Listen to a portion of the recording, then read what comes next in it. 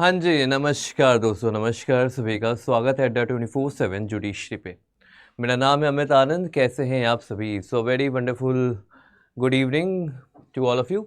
आज की जो क्लास है, ये है आज की अदालत। तो आज अदालत में क्या हुआ और वैसे केसेस जो आपके एग्ज़ाम के पॉइंट ऑफ व्यू से ज़रूरी होंगे, हम उन पे एक सुपर वीडियो ये लेके आए हैं, जिस वीडियो में आपको पूरी डिटेल मिलेगी कि क्या हुआ, किस कोर्ट में हुआ और आपके केस मतलब आपके जो जुडिशरी का जो सपना है, उसमें सपने में कैसे ये करंट लीगल अफेयर्स जो है, जो बहुत इम्पॉर्टेंट टॉपिक है, जो कि करंट अफेयर्स में तो पूछा जाएगा ही जाएगा। कितने कौन जज थे, कितने जजेस की बेंच थी, किस कोर्ट से किस कोर्ट में गया था, वैसे केसेस से रिलेटेड आपके सामने सवाल भी आएंगे। तो चलिए आज के इस वीडियो को करते हैं शुरू करने से पहले आप सभी लोग वीडियो को लाइक कर लीजिएगा, वीडियो को लाइक कर लीजिए, वीडियो को शेयर कर लीजिए अपने दोस्तों के साथ, और अगर हमारे चैनल पे आप पहली बार आते हो तो सब्सक्राइब भी ज़रूर कीजिएगा। चलिए शुरू करते हैं आज का लीगल करंट अफेयर्स। क्या है न्यूज़? तो सबसे पहला न्यूज़ जो है, जो सबसे पहला केस जो है जिसके बारे में हम बात करने वाले हैं, ये रिलेटेड है वकील साहब से। अब हुआ क्या है देखिएगा, ठीक है? हुआ क्या है देखते हैं। तो this is lawyer statement during judicial proceeding protected by privilege, supreme court uphold dismissal of defamation suit against advocate. तो जुडिशियल प्रोसीडिंग होती है, जो आप वकालत करते हैं, क्या होता है जुडिशियल प्रोसीडिंग में? हम अपनी बात, अपना तर्क जो होता है वो कोर्ट के सामने रखते हैं, उसी को हम कहते हैं कि ये बहस हो रही है, अपना अपना पॉइंट ऑफ व्यू बताया जाता है।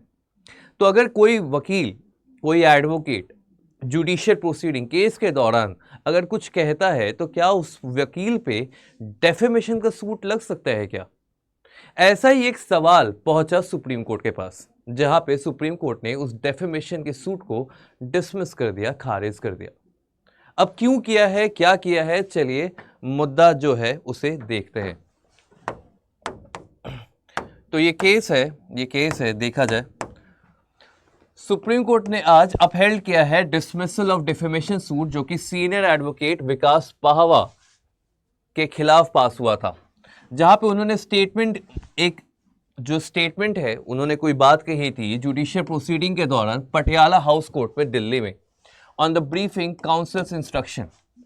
A bench of Justice Dipankar Datta and Justice Sandeep Mehta passed order dealing with Indian businessman Pankaj Oswal's challenge to Delhi High Court dismissal over defamation suit in view that Pawar's statement was protected by doctrine of absolute privilege. तो यहाँ पे जो defamation का suit किया गया था वकील साहब के खिलाफ, ये किया गया था बिजनेसमैन पंकज ओसवाल के द्वारा। दिल्ली हाई कोर्ट ने उस डेफेमेशन के सूट को डिसमिस कर दिया।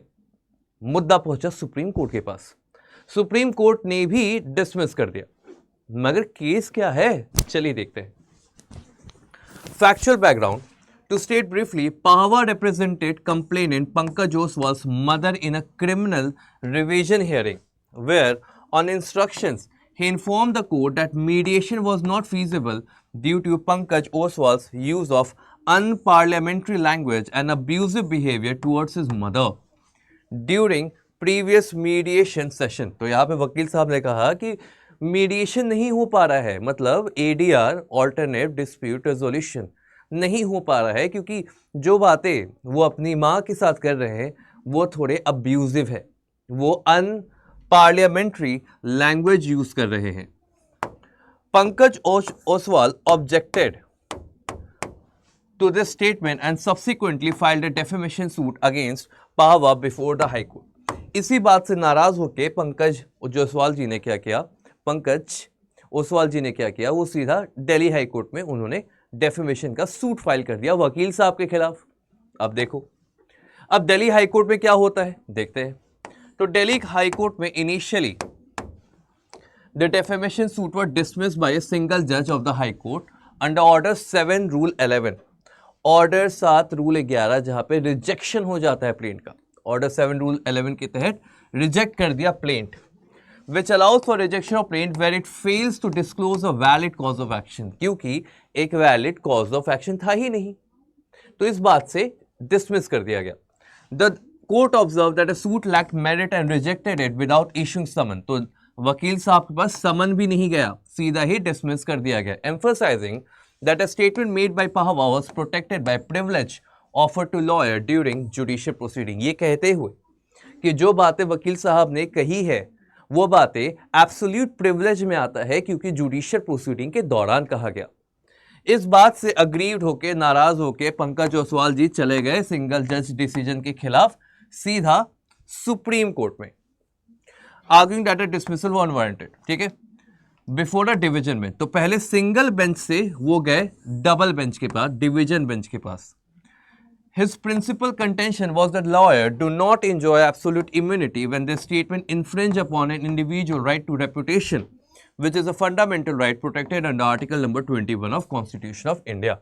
उनका ये कहना था कि वकील साहब कुछ भी तो नहीं बोल देंगे, जो मर्जी वो बोल देंगे क्या? हमारा भी आर्टिकल 21 है और मेरा भी राइट है, मेरा भी रेपुटेशन है, तो मेरी रेपुटेशन को हानि पहुंची है और उन्होंने डेफेमेशन का सूट किया. बट जो डिवीजन बेंच थी उन्होंने भी क्या किया है? ऑल्सो रूल्ड इन पहावाज फेवर. तो वकील साहब के फेवर में डिवीजन बेंच ने भी जजमेंट दे दिया. अब क्या किया जाए? इस बात से नाराज होकर वो फिर से कहाँ गए? सुप्रीम कोर्ट में गए. मगर डबल जज जो डिवीजन बेंच है उन्होंने, जो दो जजेस की बेंच थी, उन्होंने क्या कहा ये जरा देखने वाली चीज है. The utterance, even if assumed to be true in our opinion, would be protected by the doctrine of absolute privilege. तो जो भी बातें कही गई वो डॉक्ट्रिन ऑफ एब्सोल्यूट प्रिविलेज उस पर लगेगा. The respondent in our view was well within his right and within the framework of the doctrine of absolute privilege. यहाँ पे ये भी कहा गया कि वकील साहब ने जो भी कहा वो उनका राइट है और ये एब्सोल्यूट प्रिविलेज के अंदर आता है. Right. Learned session judge as to why settlement through mediation was perhaps not feasible since the cause of action constituting the suit was founded on the alleged defamatory statement. In our opinion, because of protection offered to the respondent by the doctrine of absolute privilege, हमारे पास कोई cause of action है ही नहीं और जब cause of action ही नहीं रहेगा तो आप सूट कैसे फाइल करिएगा. इस कारण से प्लेंट को हम राइटली रिजेक्ट करते हैं और ऑर्डर 7 रूल 11 के तहत उसे डिसमिस भी किया जाता है. ये बात डिवीजन बेंच हाई कोर्ट ने कहा. अब पंकज जी बोले कि अब क्या किया जाए, तो वो चले गए सुप्रीम कोर्ट. अब पंकज जी चले गए सीधा सुप्रीम कोर्ट के पास कि भाई साहब डेफेमेशन तो हुआ है. अब पंकज ओसवाल की तरफ से जो डेफेमेशन का जो सूट किया गया वहां पे कुछ आर्ग्यूमेंट थे. आर्ग्यूमेंट क्या थे देखा जाए कि कोई भी एब्सोल्यूट प्रिविलेज नहीं है. दूसरा, कंडीशनल इम्यूनिटी यहाँ पे बात की गई और प्री मैच्योर डिसमिसल. ये भी कहा गया कि सूट को बहुत जल्दी ही डिसमिस कर दिया गया बिना एवेल्युएट किए हुए.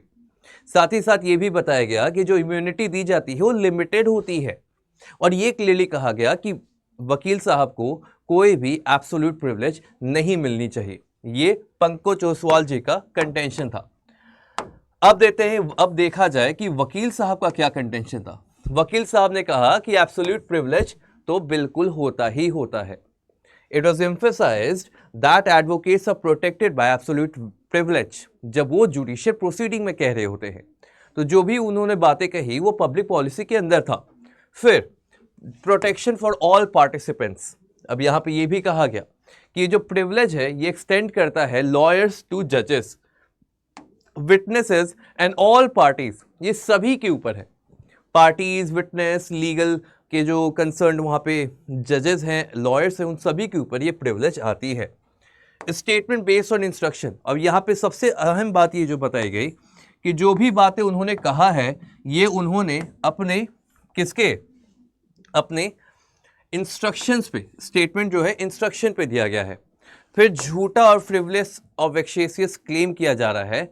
अब यहाँ पे कहना क्या था? The defamation suit was frivolous intended solely to disrupt the ongoing legal representation of Pankaj Oswal's mother by Pahwa. तो जो केस चल रहा है उसमें दिक्कत लाने के लिए, परेशानी लाने के लिए, रुकावट लाने के लिए ऐसे झूठे केसेस का उपयोग हो रहा है, ये कहा गया वकील साहब के द्वारा. Lack of documentary evidence. अब यहाँ पे ये भी देखा गया the alleged defamatory statement was not recorded. अब ये भी देखा गया कि जो स्टेटमेंट कहा गया है ये तो रिकॉर्डेड था ही नहीं। कहां पे? सेशन कोर्ट के ऑर्डर शीट में। तो यहां पे कोई सबूत भी नहीं है कि मैंने ऐसी बात कही है, तो आप केस कैसे कर रहे हो? तो इस सारे पॉइंट्स को देखते हुए, इन सारे पॉइंटर्स को देखते हुए सुप्रीम कोर्ट ने क्या किया? सुप्रीम कोर्ट ने अपहेल्ड किया है decision of division bench of Delhi high court, और ये एसएलपी जो फाइल की थी पंकज ओसवाल जी के द्वारा, उसे डिसमिस कर दिया गया, ये कहते हुए कि एब्सोल्यूट प्रिविलेज होता है वकीलों के पास, क्योंकि जो भी बातें वो जुडिशियल प्रोसीडिंग के दौरान कहते हैं वो प्रोटेक्टेड होते हैं। सीनियर, अब यहाँ पे जो पाहवा जी का जो केस है, यहाँ पे एडवोकेट कपिल सिब्बल, विकास सिंह, संजीव सेन, संजीव काकड़ा, बहुत सारे लोग थे जिन्होंने पाहवा जी का रिप्रेजेंट किया, और केस का नाम है पंकज ओसवाल वर्सेस विकास पाहवा। केस का नाम है पंकज ओसवाल वर्सेस विकास पाहवा। तो एडवोकेट्स के पास एब्सोल्यूट प्रिविलेज होता है, जो भी बातें वो कहते हैं इन जुडिशियल प्रोसीडिंग। तो जुडिशियल प्रोसीडिंग के अलावा कुछ कह रहे हो वो अलग बात है, वहां पे डेफेमेशन लग सकता है। पार्लियामेंट में भी तो बहुत सारी चीजें कहते हैं, तो क्या डेफेमेशन सूट करते हो? नहीं करते हो ना, क्योंकि वहां पे भी इम्यूनिटी दी जाती है, प्रिविलेज दिया जाता है। वैसे प्रिविलेज आपके पास, हमारे पास भी होता है, जो वकील होते हैं, जो एडवोकेट्स होते हैं, जो जुडिशियल प्रोसीडिंग में अपनी बात को बयां कर रहे होते हैं। तो ये था हमारा पहला केस। अब आते हैं हम दूसरे केस की ओर। दूसरा केस क्या कहता है? दूसरा केस है सुप्रीम कोर्ट का ही, जहां पे मंडे में डिसमिस किया गया है petition seeking to direct the union government and the Prasar Bharati to run a 24 hour Sindhi language Doordarshan TV. तो देख लो ना कैसे कैसे केसेस आते हैं। एक केस आया है कि दूरदर्शन सिंधी लैंग्वेज में भी आना चाहिए, ताकि सिंधी, देखो सिंधी जो कम्युनिटी है उसे प्रिजर्व करने के लिए बात ला रहे हैं। तो मुद्दा यह है कि हम सिंधी लैंग्वेज और कल्चर को प्रिजर्व करने के लिए एक दूरदर्शन टीवी खोलना चाहते हैं। जी हां, यह भी मुद्दा आया है सुप्रीम कोर्ट में। The court dismissed the petition filed by Sindhi Sangat, observing that no citizen can make a claim based on the fundamental right guaranteed under Article 29 of Constitution to the government to start a separate channel in their language।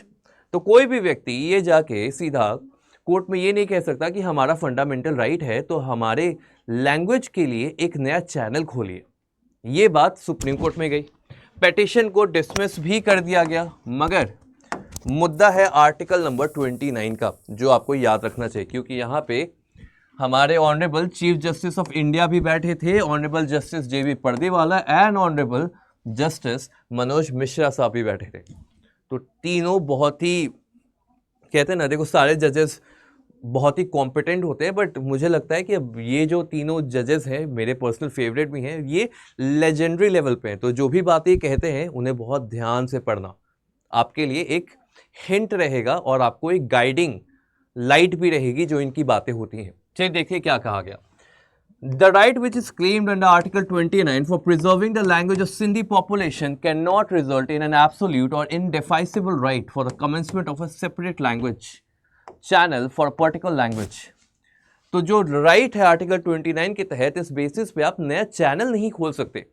Petitioner approach करते हैं supreme court के पास, जब Delhi high court ने both the single bench and division bench dismissed the plea. तो जो पुराना case था defamation वाला, अभी जो हमने पहला केस पढ़ा, वैसे ही यहाँ पे भी पहले दिल्ली हाई कोर्ट पे सिंगल जज के पास गए, फिर double bench that is division bench के पास गए, उसके बाद वो सुप्रीम कोर्ट के पास गए, और हर जगह से डिसमिस ही हुआ है ये suit. Observing that a reason given by High Court unexceptional, the Supreme Court to decline interference. यहाँ पे भी सुप्रीम कोर्ट ने इंटरफेयर करने से मना कर दिया और हटा दिया, इस सूट को डिसमिस कर दिया। As soon as the matter was taken, Chief Justice of India D.Y. Chandrachud expressed reluctance to entertain the plea, saying that it was a policy matter। CJI साहब ने यह भी कहा कि जो the statement made by Doordarshan before the High Court, it was running Sindhi program in 3 DD channels।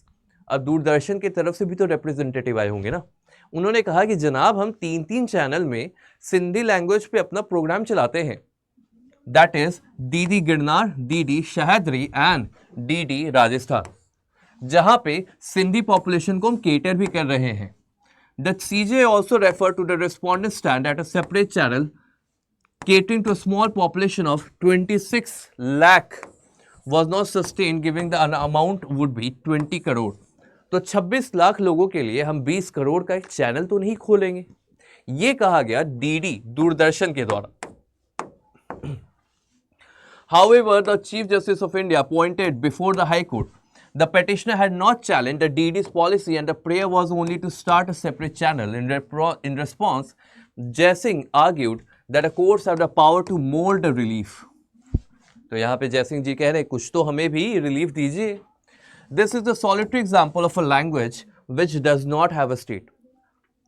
इस line को बहुत अच्छे से पढ़ना, क्या कहा जा रहा है देखिएगा। This is a solitary example of language which does not have a state. Perhaps the same with the Parsi language. There is a language in India which has no state and has no state to call its own. Had there been a state called Sindh, there would have been a channel. अगर सिंध नाम का कोई state होता तुम channel भी खोलते। Do not link your policy with the territory of the issue because you are dealing with a language which does not have a territory. You cannot have the same policy. Jai Singh submitted saying that DD's criteria were irrelevant and arbitrary. उनका ये भी कहना था कि Sindhi is recognized as an official language of India as per the 8th schedule. तो इनका कहना है कि डीडी सिंधी भी होना चाहिए। दूरदर्शन आता है ना, तो डीडी सिंधी भी होना चाहिए। तो एक नया चैनल खोलने का डिमांड किया जा रहा है सुप्रीम कोर्ट से। सुप्रीम कोर्ट ने बोला हम इंटरफेयर नहीं करेंगे, क्योंकि हर व्यक्ति आर्टिकल 29 का भरोसा लेके सीधा एक नया चैनल खोलने कहेगा ताकि मेरा जो कल्चर उसे बचाया जा सके। That would be a very hectic task to do, right. अब इस बात पे सुप्रीम कोर्ट ने और क्या कहा, CJI pointed that these issues were not raised before the High Court and there was no data before it. Jai Singh reiterated that the courts can mold a relief and added that she was not disputing the official data produced by respondent regarding Sindhi population and running cost of channel, that is 20 crore for preserving a language, was not much of a cost. तो एक language को बचाने के लिए हम 20 करोड़ रुपए भी खर्च नहीं कर सकते क्या? ये बात कहा गया क्योंकि हमारा तो लिंग्विस्टिक हेरिटेज है, उसे बचाने के लिए 20 करोड़ तो छोटा सा अमाउंट है। CJI said that starting a separate DD channel may not be only means to preserve a language. तो यहाँ पे चीफ जस्टिस ऑफ इंडिया ने कहा कि can a citizen say that there must be a mandate to start a separate channel to preserve my language? तो क्या एक channel बनाने से क्या मेरा लैंग्वेज सेफगार्ड हो जाएगा, मेरा कल्चर हेरिटेज को कोई बचा पाएगा? ये बात यहाँ पे किया जा रहा है। उससे बेहतर है कि हम प्रिजर्विंग लैंग्वेज के लिए कोई अवेयरनेस करें, वो ज़्यादा बेहतर है। ये बातें हमारी चीफ जस्टिस ऑफ इंडिया ने कहा। जय Singh replied that public broadcasting is the most effective means of preserving a language. अब यहाँ पे वकील साहब का कुछ कहना है, उनका क्या कहना था? उनका कहना था, जय सिंह जी का कहना था, तो उन्हें कहा कि अगर हम चैनल बनाते हैं तो पब्लिकली ब्रॉडकास्ट होगा और हमारा चैनल होगा, हमारे लोगों की लैंग्वेज को प्रिजर्व करेगा। Not necessarily that depends on profile of community. If it is a community which is predominantly rural, public broadcasting would be an important means. But अगर वो community urban है, for instance the Sindhi, I understand are basically in the urban and semi-urban areas. Therefore, public broadcasting is not only the means. Sindhis are predominantly a business community. तो बचाने की ज़रूरत क्या है? जहाँ पे कल्चर पे कोई हार्म हो ही नहीं रहा हो, जहाँ पे कल्चर पे कोई हार्म नहीं है, तो वहाँ पे आप क्यों चैनल जबरदस्ती खुलवाना चाह रहे हो? When Jai Singh said that a matter raised is an issue of interpretation of Article 29, CJI replied, Article 29 does not give anyone the right to demand a separate channel. And this is very good. ये सवाल आपके exam में आ सकता है। Article 29 किसी को allow नहीं करता है कि आपके पास राइट है अपना चैनल खोलने का। Suppose there is a language which is facing extinction. No citizen can say, in pursuance of my fundamental right, you must set up a separate TV channel. There are other ways. मान लेते हैं कि कोई language धीरे धीरे खत्म हो रहा है, तो कोई व्यक्ति ये जाके नहीं कह सकता कि हमारा लैंग्वेज का एक चैनल बनाओ ताकि हमारे लैंग्वेज को बचाया जा सके। During the hearing, CJI incidentally mentioned senior advocate Ram Jethmalani was also from the Sindhi community. तो राम जेठमलानी जी भी सिंधी कम्युनिटी से थे। Jai Singh added that she also belonged to Sindhi community and hailed from the same village as Jethmalani. She credited Jethmalani for taking the effort to include the Sindhi language in the 8th schedule. While dismissing the petition, the court clarified that it had only dealt with the prayers raised in the petition and that the dismissal of petition would only conclude that aspect of the matter. Petition जो file किया गया था AOR Parasnath Singh advocate के द्वारा किया गया था। Case का नाम याद रखिएगा, सिंधी संगत versus union of India. Sindhi संगत वर्सेस यूनियन ऑफ इंडिया, ये था हमारा दूसरा केस।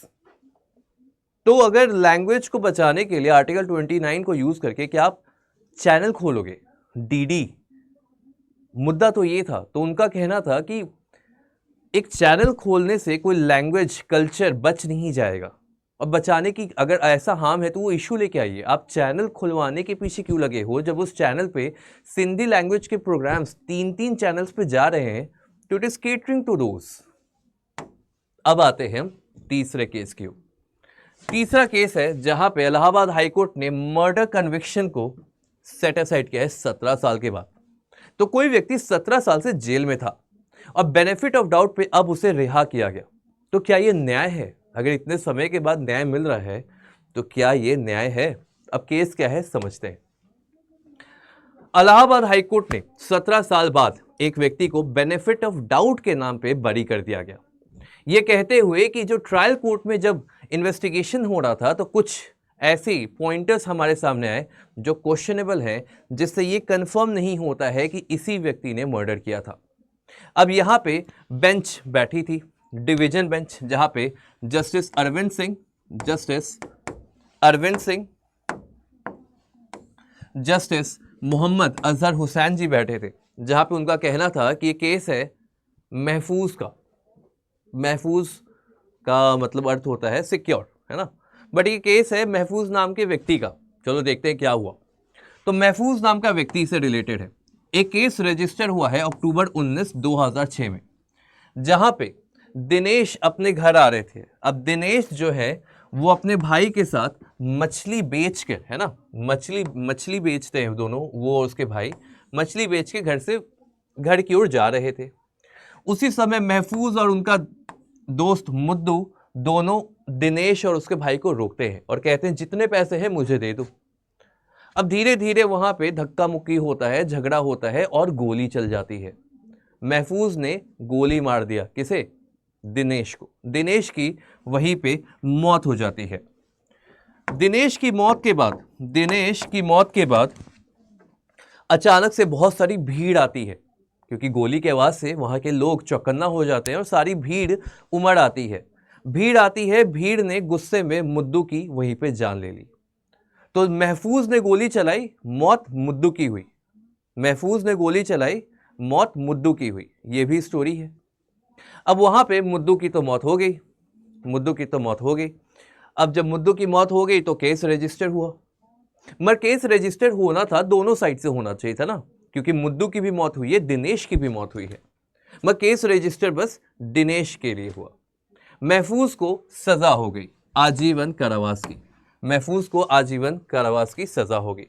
अब यहां पे वकील साहब ने आर्ग्यू किया कि दिनेश और मुद्दू दोनों मरे थे, मगर एफआईआर बस दिनेश के मर्डर के लिए हुआ। पुलिस ने एफआईआर भी नहीं किया, कंप्लेंट भी नहीं किया और आई विटनेस की भी बात नहीं की।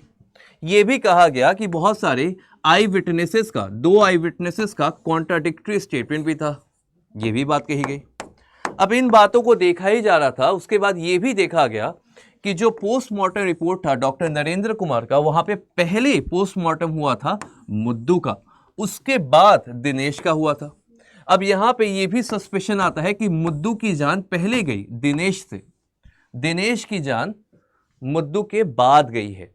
मुद्दू की जान डेथ जो हुई वो भीड़ ने की है। कोई एफआईआर नहीं हुआ, कोई इन्वेस्टिगेशन नहीं हुआ। ये क्लियर है कि पुलिस ने कोई भी प्रॉपर इन्वेस्टिगेशन नहीं किया है। इसलिए बेनिफिट ऑफ डाउट देते हुए यहां पे हम अपेलेंट को रिहा करते हैं। कोर्ट ने अलाउ कर दिया अपील को और सेट असाइड कर दिया कन्वेक्शन एंड सेंटेंस के ऑर्डर को और रिहा कर देते हैं वो सीधा किसे? महफूज को। तो मेरा सवाल यह है कि क्या महफूज के साथ न्याय हुआ है? उन्हें कोर्ट से रिहाई तो मिल गई, बस 17 साल के बाद। मगर क्या दिनेश को न्याय मिला है? क्योंकि दिनेश को जिस व्यक्ति ने मारा उसे 17 साल बाद छोड़ दिया गया। अब ये सवाल आपके सामने है कि क्या ये न्याय है या क्या ये अन्याय है, या ये कोर्ट का जो ऑर्डर है हम उन्हें रिस्पेक्ट ज़रूर करते हैं, कोर्ट का जो भी ऑर्डर होता है रिस्पेक्ट करना चाहिए, बट आपको ओपिनियन क्या कहता है? क्या बेनिफिट ऑफ डाउट पे मर्डर के अक्यूज को भी रिहा करना चाहिए? आज मैं इसी सवाल के साथ इस वीडियो का अंत करूंगा। साथ ही साथ आप सभी लोग कमेंट्स बॉक्स में अपने ओपिनियन को ज़रूर बताइएगा कि आपको क्या लगता है। एक तरफ महफूज और मुद्दू, दूसरी तरफ दिनेश और उसका भाई। एक तरफ दिनेश की मौत हुई है, दूसरी तरफ मुद्दू की मौत हुई है। दिनेश की मौत की सज़ा किसे मिली? महफूज को 17 साल जेल में, बट 17 साल के बाद उन्हें रिहा कर दिया गया। तो क्या दिनेश की मौत बस ऐसे ही जाया चली गई? आपको बताना है कि आपका क्या ओपिनियन है इस केस के ऊपर। साथ ही साथ मुलाकात करिएगा अगले वीडियो में, ताकि ऐसे और कंटेंट आपके पास मिलते रहें। To do like this video and share it with your friends and subscribe our channel at the earliest. मुलाकात होगी आपसे अगली वीडियो में, तब तक के लिए रखिए ख्याल। Take care. जय हिंद।